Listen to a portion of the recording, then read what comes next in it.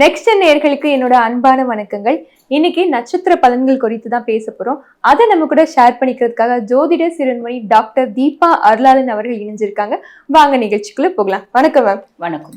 எப்படி மேம் இருக்கீங்க? நல்லா இருக்கேம்மா, நீங்க நல்லா இருக்கீங்க? நல்லா இருக்கேன் மேம். மேம், இப்போ விருச்சிக ராசி கேட்டை நட்சத்திரம் பத்தி பேச போறோம். அவங்களுக்கு எப்படி மேம் இருக்கு இந்த புத்தாண்டு? கேட்டை வந்து பாத்தீங்கன்னா பொதுவாகவே புதனோட நட்சத்திரம். புதன் அப்படின்னாலே இங்க அதீத புத்திசாலித்தனம் அப்படின்றது மேலோங்கும். சமயத்துக்கு ஏத்த மாதிரி, நாட்டு நடப்புக்கு ஏத்த மாதிரி என்னோட மனசை நான் மாத்திக்கிறேன்.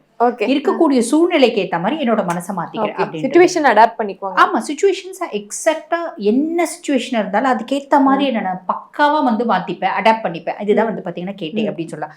விருச்சிகத்திலேயே வந்து ரொம்ப வந்து என்ன சொல்றது, எல்லாத்தையும் அட்ஜஸ்ட் பண்ணி போகக்கூடியது யாரு அப்படின்னா கேட்டேன். விருச்சிகம் பொதுவாக வந்து பாத்தீங்கன்னா பெருசா யாருக்கும் நான் அட்ஜஸ்ட் பண்ண மாட்டேன். ஏன்னா ராசியாதிபதி செவ்வாய் இல்லையா, யாருக்காகவும் நான் அட்ஜஸ்ட் பண்ணணுன்ற அவசியமே இல்லையே, நான் அட்ஜஸ்ட் பண்ணும் அப்படின்னு ஆர்கியூ பண்ணக்கூடியவங்க. ஆனா கேட்டை அப்படிலாம் ஆர்கியூ பண்ண மாட்டாங்க. அதனாலதான் வந்து பாருங்க, நிறைய பேர் வந்து பாத்தீங்கன்னா சமுதாயத்துல ஒரு தலைவனாகும். பொதுவா ஒரு வார்த்தையை சொல்லுவாங்க, கேட்டை நாட்டை ஆளும் அப்படிம்பாங்க.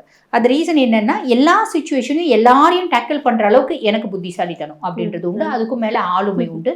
சோ அப்படிப்பட்ட விருச்சிக ராசி கேட்டை நட்சத்திரக்காரங்களுக்கு இந்த தமிழ் புத்தாண்டு எப்படி இருக்கும் அப்படின்னா, முதல்ல சனி பகவான் பஞ்சம சனியா இருக்காருமா. எல்லா விதமான பிரச்சனைகளையும் உனக்கு நானே சரி பண்ணி கொடுத்துடுறேன் அப்படின்ற ஒரு மைண்ட் செட்ல சனி இருக்காரு. ஸோ எல்லாத்தையும் அவர் சரி பண்ணி கொடுத்துருவாரு. நம்ம ஒன்றும் பண்ண வேணாம், நம்ம பாட்டு நம்ம வேலையை செஞ்சோம்னா போதுமானது அப்படின்னு சொல்லலாம். அதுக்கும் மேல ராகு பகவான் 4ஆம் பாவம். நிறைய விருச்சிக ராசி அன்பர்கள் வெளிநாடு போயிட்டு இன்டர்நேஷனல் கரன்சிஸை கையாளக்கூடிய பிராப்தம் அப்படின்றது உண்டு. அதே மாதிரி ஒரு கார் வாங்குறாங்க, கார் வாங்குறது, வீடு வாங்குறது, இதெல்லாம் செய்வாங்க. ஒரு கம்ஃபர்டான கார், லக்ஸரியஸான கார். எல்லா காருமே கம்ஃபர்ட் தான் நம்மள பொறுத்த வரைக்கும். ஆனா அவங்களுக்கு வந்து பாத்தீங்கன்னா பென்ஸ் கார் தான் கம்ஃபர்ட் அப்படின்ற மாதிரி தோணும். அப்படியே லக்ஸரியை தேடிட்டு இருப்பாங்களா? பொதுவா இந்த சுகஸ்தானத்துல ராகு அப்படின் போது எனக்கு கம்ஃபர்ட் வேணும், ஆனா மத்தவங்க கிட்ட இல்லாத மாதிரி, மத்தவங்க அப்படியே வாயை பொழந்து பாக்குற மாதிரி, பிரம்மாண்டமா இருக்க மாதிரி, அந்த மாதிரி ஒரு எண்ணம் வரும். இது அவங்க சௌரியம் தான், நல்லது, அதுல எந்த தப்பும் இல்லை. அம்மானோட ஹெல்த்ல கவனம் அப்படின்றது வேணும். எது வாங்கினாலும் நான் கொஞ்சம் மற்றவங்க பார்த்து வியப்படைகிற மாதிரி தான் வாங்குவேன் அப்படின்ற ஒரு அமைப்பு. இதெல்லாம் ரொம்ப நல்லது, கவலைப்படணுன்ற அவசியம் இல்லை. அதுக்கும் மேல தொழில் ஸ்தானத்துல கேது. தொழில் ஸ்தானத்துல கேது அப்படின் போது இங்கேருந்து ஆசையா ரொம்ப ஆசைப்பட்டு வெளிநாடு வேலைக்கு போயிருப்பேன். அங்க போனோடனே பெருசா யாரு கூட என் கூட பழகவே மாட்டேன்றாங்களே, எல்லாரும் மிஷின் மாதிரி ரோபோட் மாதிரி வேலை செஞ்சுட்டே இருக்காங்களே, வேலை செய்யற இடத்துல சிரிக்கிறதுக்கே வழி வாய்ப்பு இல்லையே அப்படின்ற மாதிரி தோணும். எல்லாரும் ஹாய் பை அவ்வளவுதான் இருப்பாங்க. அவ்வளவு சின்சியரா வேலை செய்வாங்க. நம்ம போயிருக்கிறது வேலைக்கு, நம்ம பாட்டு வேலை செஞ்சோமா வந்தமான்னு இருக்கணும், பெருசா அங்க உறவாடணும் அப்படின்னு நினைக்க கூடாது. அதே மாதிரி வேலை செய்யற இடத்துல சின்ன சின்ன குழப்பங்களும் கான்ஃபிளிக்ட்ஸும் இருக்கும். அது அடாப்டபிலிட்டி ப்ராப்ளம் இருக்கும். அது கொஞ்ச நாள் போனா சரியா போயிடும் அப்படின்னு சொல்லலாம்.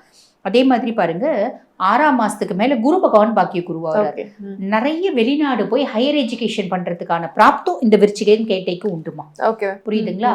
அதே மாதிரி ஹையர் எஜுகேஷன் படிக்க போவாங்க, வெறும் படிச்சுட்டு மட்டும் வருவாங்களா, அங்க வேலையும் செய்வாங்க. அதாவது பார்ட் டைம் ஒர்க் பண்றது, சம்பாதிக்கிறது, இந்த மாதிரி உண்டு. அப்பானோட மதிப்பு மரியாதையும் உயரும். அப்பாவுக்கு சமுதாயத்துல நிறைய நல்ல அந்தஸ்து அப்படின்றது சாலிடா கிடைக்கும். Okay ma'am. இவங்க எந்த மாதிரி கோயிலுக்கு மேம் போலாம்? பொதுவா இந்த விருச்சிகம் கேட்டை ஓரியன்ட் இந்த காம்பினேஷன் வருது அப்படின்னாலே நம்ம என்ன பண்ணலாம் அப்படின்னா, புதன்கிழமை தோறும் முருகப்பெருமான வழிபாடு பண்ணுறது நல்ல விசேஷமான பலன்களை கொடுக்கும். கண்டிப்பா. இல்லைன்னா உங்க நட்சத்திரத்தன்னைக்கே வந்து பாத்தீங்கன்னா ஒரு பெரிய முருகர் ஸ்தலம், ஏதாவது ஒரு பெரிய இவங்க வந்து சக்சஸ் அப்படின்றத இவங்களோட டெஸ்டினியா இருக்கும். அப்ப திருச்செந்தூர் முருகனை புதன்கிழமை போய் வழிபாடு பண்றது நல்ல பலன். பர்டிகுலரா. இவ்வளவு நேரம் நம்ம ஒவ்வொரு ராசிக்கும் ஒவ்வொரு நட்சத்திரத்துக்கும் பேஸ் பண்ணி சொன்னோம் இல்லைங்கம்மா. என்ன நம்ம சொன்னாலும் இது வந்து கோச்சார பலன் தான். புரியுதுங்களா? கோச்சார பலன் 100% ஒருத்தவங்களுக்கு ஒர்க் பண்ணுமா அப்படின்னா ஒர்க் பண்ணாதுமா. 50% தான் கோச்சார பலன், மீதி 50% நம்மளோட சுய ஜாதகம். இப்ப நிறைய பேர் என்ன சொல்லுவாங்க, மேடம் நீங்கெல்லாம் வந்து ரிஷபம் எக்ஸ்ட்ராடினரியா இருக்குன்னு சொன்னீங்க, எங்களுக்கு ஒண்ணுமே நடக்கலையே அப்படிம்பாங்க. அதாவது ரிஷபம் கோச்சார பிரகாரம் எக்ஸ்ட்ராடினரியா இருக்கு, எல்லா பிளானட்ஸும் சூப்பரா இருக்குமா. ஆனா நிறைய பேர் வந்து பாத்தீங்கன்னா மத்தியம வயசு ரிஷபமா இருந்தா கூட இப்போ வந்து பாத்தீங்கன்னா குரு தசையில இருப்பாங்க. குரு வந்து பாத்தீங்கன்னா ரிஷபத்துக்கு 8 மற்றும் 11 அதிபன். அஷ்டமாதிபதியும் அவன் தான், லாபாதிபதியும் அவன் தான். உன்னை கெடுக்காம உன்னை முன்னேற்றவே மாட்டான். கண்டிப்பா நீ கெடுவ, ஏதோ ஒரு விதத்துல நீ அஃபெக்ட் ஆவ, நீ சஃபர் ஆவ அப்படின்னு சொல்லலாம்.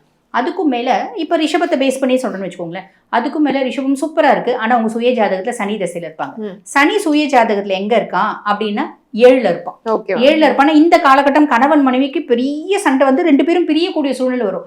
என்ன எல்லாம் ரிஷபம் சூப்பரா இருக்குன்னு ஒரு ஜோதிடர் இல்லாம சொல்றீங்க. நானும் என் கணவனும் பிரிஞ்சே போயிட்டோமே.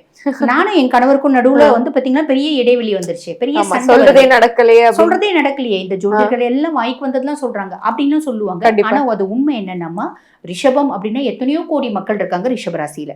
இப்ப எல்லா ரிஷபத்துக்கும் இது நடக்குமா? சுய ஜாதகமும் ஒண்ணு. சுய ஜாதகத்துல என்ன தசை நடக்குது, தசநாதன் எந்த பாவத்துல இருக்கான், தசநாதன் நல்ல பாவத்துல இருக்கானா.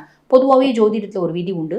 தசநாதன் செய்யாததை புத்திநாதன் செய்யான், புத்திநாதன் செய்யாததை கோச்சாரன் செய்யான் அப்படிம்பாங்க. அப்ப தசநாதன் அங்க ப்ரையாரிட்டி. தசை என்ன தசை நடக்குது, என்ன அந்தர் தசை நடக்குது, என்ன புத்தி நடக்குது. தசநாதன் சூப்பரா இருந்தா 100% நம்ம சொல்றது நடக்கும். தசநாதன் மட்டமா இருக்கான் அப்படின்னா நம்ம அதாவது மட்டமா இருக்கான்ற சென்ஸ் நல்ல பொசிஷன்ல இல்ல, அதுக்கும் மேல அவருக்கு வீடு கொடுத்தவரும் நல்லா இல்ல, நட்சத்திர சாரம் வாங்குறவரும் நல்லா இல்ல, அதுக்கும் மேல பாபரோட பார்வையெல்லாம் இருக்கு அப்படின்னா நம்மள வச்சு செய்வான். இந்த நம்ம சொன்னக்கூடிய பலன் வந்து 50% தான் நடக்கும் அப்படின்னு சொல்லலாம். ஸோ சுய ஜாதகம் பிளேஸ் அ மேஜர் பார்ட் அப்படின்றத நம்ம ஞாபகம் வச்சுக்கணுமா. கண்டிப்பா. இவ்வளவு நேரம் பொறுமையா எங்களுக்காக அழகா பதில் சொன்னீங்க. நன்றி மேம். நன்றி.